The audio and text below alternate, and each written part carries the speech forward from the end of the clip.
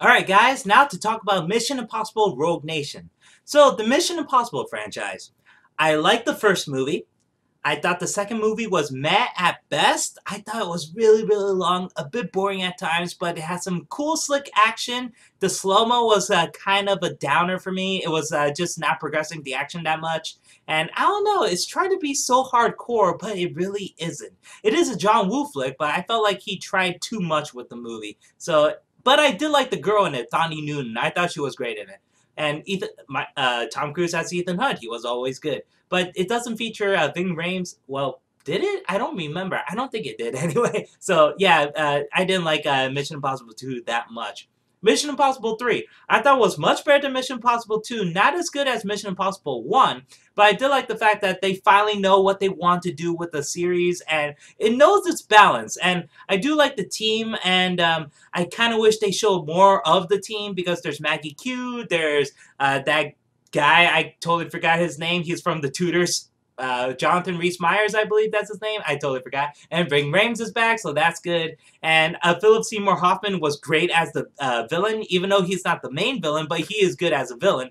And yeah, the movie was fun. And I did love the part with Kerry Russell, and that whole scene with trying to rescue her was really intense. And I felt terrible when she ends up being dead. That was really terrible. And then we have Mission Impossible Ghost Protocol, and I think people would know how I feel about it. If I have it on Blu-ray, that means I loved it, and I thought it's the best Mission Impossible movie. And I loved it so much that my theater experience did not ruin it for me. You know what happened in the movie theater? When I watched it the day it came out, man, my friend will really want to go to this nice theater with this great seats. A little bit more expensive compared to the other theaters, but it has great seats, a giant theater. So he thought it would be a good time, a good place to watch the movie in. So I was like, you know what? I've never been there, so let's go. So we seen the movie over there. And I believe it was IMAX, because I think the Dark Knight Rises footage was supposed to play above it or something like that. I totally forgot. But we saw the movie, and the problem with the projector is the projector is a 3D projector. So they're trying to show a 2D movie through a 3D projector. They did not fix this. No. So by the time they were thinking about fixing it, they said, oh, guys, you probably have to wait 2 hours later. And the movie's like 2.5 hours long. So we're like, you know what? We're already here. Let's just watch the movie. Let's just see the quality. So we asked the concession stand, can we just at least borrow the 3D glasses so we don't hurt our eyes while watching the movie? So we did. So we watched the 2D movie that was shown through a 3D projector. So even though the quality is really not that good, because you can see like a tiny split image, still the movie's freaking awesome, man. I loved it. Tom Cruise climbing on the Burj Khalifa. Was it the Burj Khalifa? The Burj Tower or something like that. Oh my god, that was so intense. That was so amazing. But every single action scene was really good. And sure, there's some iffy CGI here and there, but still the action is freaking intense. It was great. Tom Cruise was great. But I love Paula Patton in the movie. I love Simon Pegg in the movie. And Jeremy Renner, at the time, I thought he's supposed to replace Tom Cruise in the Mission Impossible series, but it turns out that's not happening because of Mission Impossible Rogue Nation. But yeah, he was great in it. The movie was intense. Brad Bird did a great job. I love Mission Impossible Ghost Protocol. So, Mission Impossible Rogue Nation has a lot to live up to, because Ghost Protocol was very good. So, I checked up the Rotten Tomatoes score before I saw the movie. Turns out that Rogue Nation got 93% on Rotten Tomatoes at the time. So I was like, holy shit, people think it's as good as Ghost Protocol. And it's as good as Edge of Tomorrow from last year. Does that mean that people are going to see the Tom Cruise movie? Because Edge of Tomorrow was kind of a box office failure? Well, it's not a 100% failure, but it didn't make as much money as it should, because it's a great movie and people should watch it, but they didn't. Stupid idiots. So, yeah, Rogue Nation, I was like, oh my god, this movie is really that high? I can't wait to see it. But I was a bit worried that it's going to be too much like Skyfall. Like, I felt like it's going to be overrated in the end. Like, I love Skyfall. I'm telling you, I love Skyfall, but I thought it's not 90% worthy or higher. Seriously. I had a great time. I just don't think it was really that good. So I was a bit worried for Rogue Nation. I'm like, I love Mission Impossible Ghost Protocol, but is it really that high rated? Do I think it's going to be overrated? I don't know. So my expectations were all over the place. So Rogue Nation It's a good, fun action flick. The second best action flick of the year so far. First one has to be Mad Max Fury Road, of course. So Rogue Nation was good. I like Ghost Protocol a bit more, though.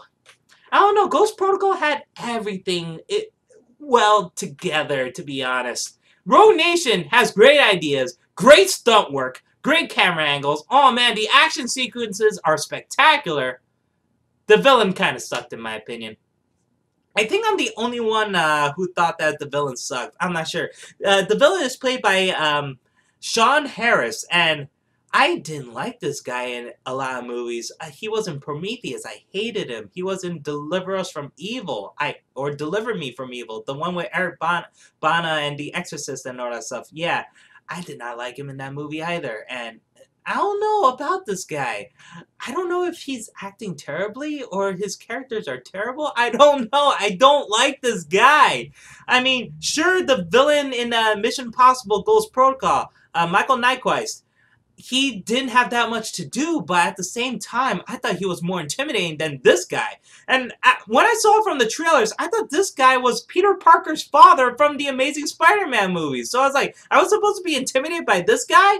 And the villain barely does anything in this. Seriously, I don't get it. He's basically like Timothy Oliphant from Live Free or Die Hard. And I like Timothy Oliphant from Live Free or Die Hard. But this guy, his accent also made it weird too because he sounds like he's raspy and all this stuff. I'm not sure if he's Irish or English or I don't know. I don't know what accent he's trying to do. He's like, well, Ethan Hunt, looks like we meet again. Like that. And I was like, wow, he's like some over-the-top Bond villain and I can't take him seriously. I just didn't like him. So, besides that, though, I felt like the teamwork in Mission Impossible Ghost Protocol is much better than the teamwork here because Benji becomes a damsel in distress, basically. They have to save him in the end. And Jeremy Renner and Ving Rhames barely did anything in the movie. Sure, they were fun characters and they had some funny dialogue, but they didn't really do that much in the movie. So the teamwork in this movie is questionable because the two people who are doing the big-ass work is just Tom Cruise and Rebecca Ferguson. And she was great in the movie. Yeah, I loved her. She was great. But at the same time, I'm like, what happened to Paula Patton from Mission Impossible Ghost Protocol? What happened to Maggie Q from Mission Impossible 3? What the hell's up with this shit? Come on! So yeah, why do they keep replacing the female characters? Does that mean Rebecca Ferguson won't be in Mission Impossible 6? I don't see why she has to because she could leave. She finally is free after this movie, but I don't get it. I don't know. And they do not show Michelle Moyahan? I can't pronounce her last name. But the wife of Ethan Hunt from Mission Impossible 3 and 4. She's not back for this movie, and I don't know why. Is it because she isn't necessary? I kind of wish they showed her just to see that Ethan Hunt and her are still connecting. But I guess Ethan Hunt is not married anymore. I'm still kind of confused about that during Mission Impossible Ghost Protocol.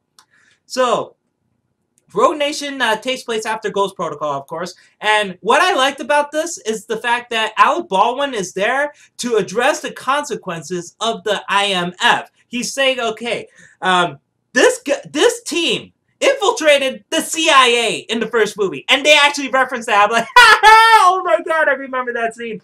And he also talks about the Kremlin bombing in Mission Impossible Ghost Protocol. I was like, oh shit, so there are consequences. Okay, I like this. I like this idea. And he talks about the missile that Ethan Hunt did stop, but it hit into the side of the building and almost killed people. So Alec Baldwin believes that the IMF is a total disgrace and they only go by luck instead of skill, which I don't blame them. So the IMF is disavowed that they are canceled, there's no more, and they want Ethan Hunt back, but he's like, oh no, I have to track down the syndicate. And the syndicate, they keep calling it a rogue nation, and I don't know, I don't like the title of that, Rogue Nation. Ugh.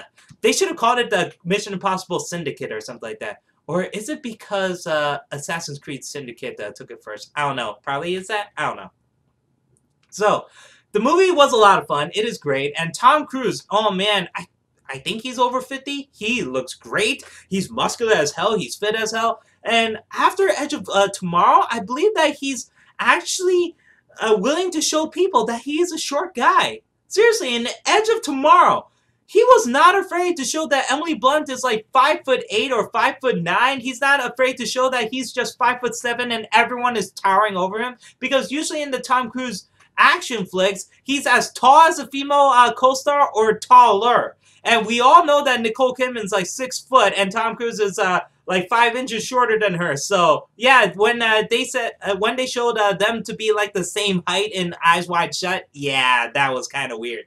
But it's like Tom Cruise is finally okay with people showing that he's not that tall. And there's this fight scene against this really tall dude because at first you can't tell about the guy's height. So when Tom Cruise is trying to stop this guy, so Tom Cruise stands up and then you see this guy still standing up over him and Tom Cruise is like, huh. And I love that. And Ethan Hunt is a lot more humanized than I expected. Than before, I believe, because here he actually knows his limits and he's terrified.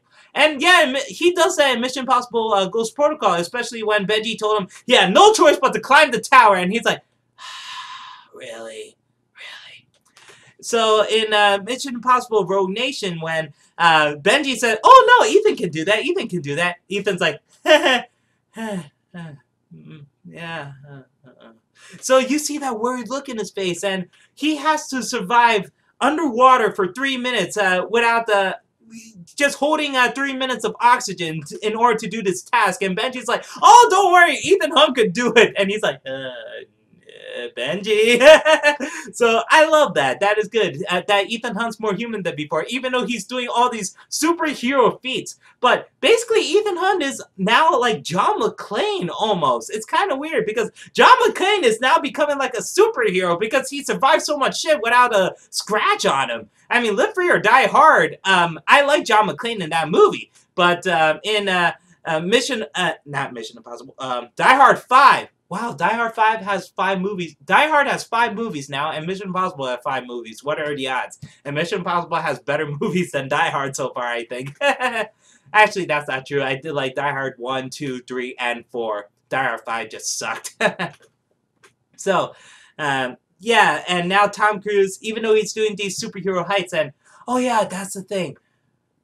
If you've seen the trailers, you've seen the scene where Tom Cruise is hanging by the fingertips on this plane.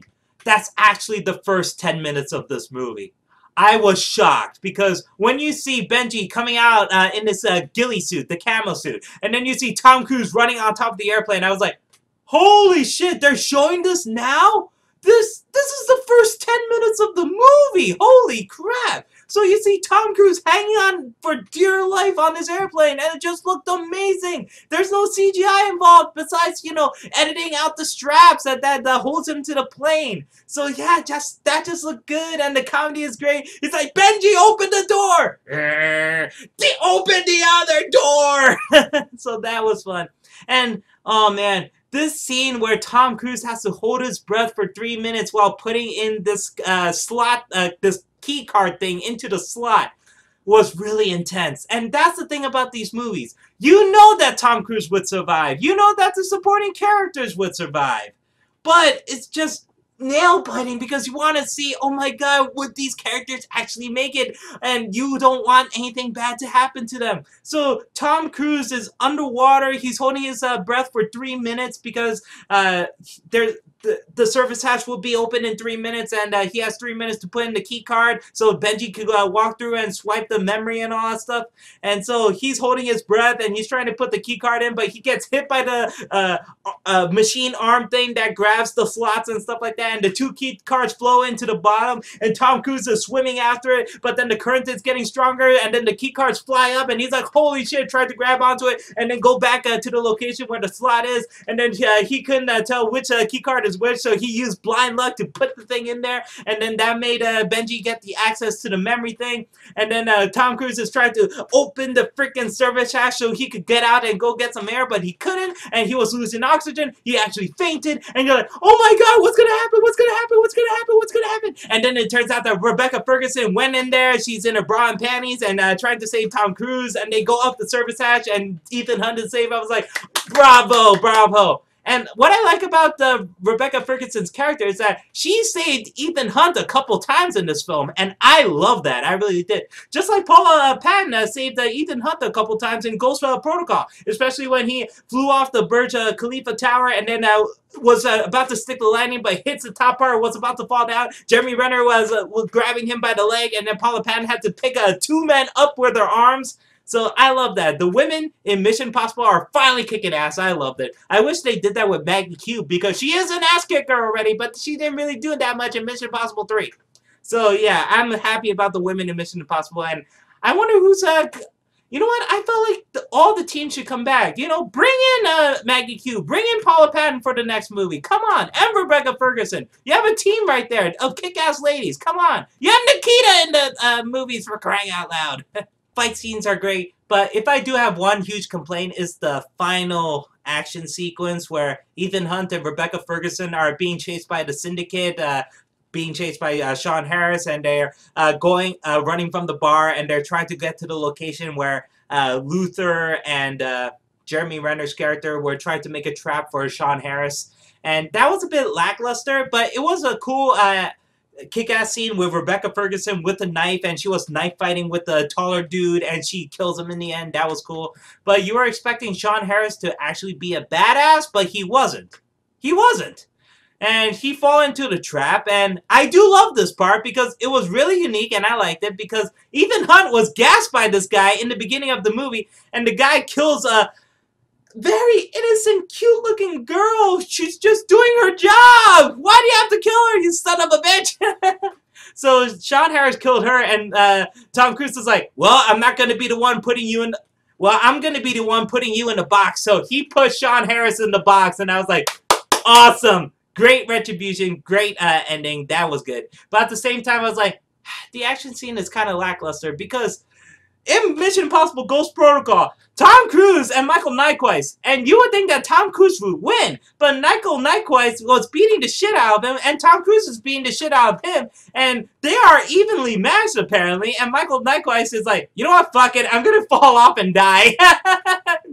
So yeah, they both get beaten up, and I love that scene in the car garage, and they were fighting each other and using the environment. That was cool. I was expecting something like that in this movie, but there isn't. And also, the final action scene in Mission Impossible Ghost Protocol revolves around the missile about to hit a city. I believe it was in Seattle. Yeah, it was in Seattle, I believe. So, at the same time, Ethan Hunt is trying to track down Michael Nyquist, and then Paula Patton is trying to track down the guy who was trying to shoot Benji at this radio tower. So, then Jeremy Renner has to fight him off, so they have to get the satellite uplink up. So, yeah, you have this time constraint also, which makes it very, very intense, and you're like, oh my god, there's a timer, there's 30 seconds, Ethan, you gotta do something, you gotta do something. So, yeah, it puts you in an adrenaline rush, man, in the Mission Impossible Ghost Protocol. But here, there's not really like a timer or anything, so I was like, it's not as intense as Mission Impossible Ghost Protocol. But I gotta say, the action sequences are a bit better, especially the car chase, because that's the thing. Christopher McQuarrie, I know people have their problems with Jack Reacher. I liked it, and I love that his action scenes don't really have music in them. So it's just, you hear everything, the car hitting, the punches thrown, they hit hard, like Indiana Jones hard, seriously, and you see bones breaking and all that stuff. Oh my god, Jack Reacher was awesome in terms of action, and the car chase in Jack Reacher was really, really awesome. So here, the car chase and the motorcycle chase, awesome. It was really, really epic, and I love that. Sure, I love the Desert Storm car chase in Mission Impossible Ghost Protocol, but here it just felt more real, more practical stunts. I don't see that much CGI. It was just great, and even though Benji was just a passenger and he barely did anything, he didn't really help Ethan Hunt try to, you know, get rid of the guys on the motorcycles, but still, it was fun, and I liked it. So yeah, the action sequences are good. I don't like the villain. I'm a little iffy on the final action sequences, even though I do like the ending to it, but still I felt like it was lackluster compared to Mission Impossible Ghost Protocol. I didn't like the fact that there's not much teamwork in this movie. Like I said, Ethan Hunt and Rebecca Ferguson do all the work. Benji helped with water things. That's basically it. Just trying to get the memory, and then he becomes a damsel in distress. And then you have Jeremy Renner and Luther. They barely did anything until the final third act, and even then they barely did anything, to be honest. So yeah, the teamwork is not really there. And I'm not saying this movie is a bad movie. I liked it. It was a good, fun movie. If you love Tom Cruise, go watch it. Go watch it. It's a good movie. I'll buy it on Blu-ray also. It's a good movie. But like I said, Ghost Protocol is better. But it is a good Mission Impossible movie, and I do recommend it. If you love spy flicks, if you love Mission Impossible, you'll love this movie. And probably you'll love the villain more than I did. So guys, that's how I feel about Mission Impossible Rogue Nation. If you like this video... So guys, that's how I feel about Mission Impossible Rogue Nation. Write down in the comments below how do you feel about the movie. If you watched it, did you like it? Did you hate it? Let me know. Guys, if you like this video, please click the like button. If you'd like to subscribe, there's an annotation here for subscribing. So until next time, guys, see you later, and thank you for watching.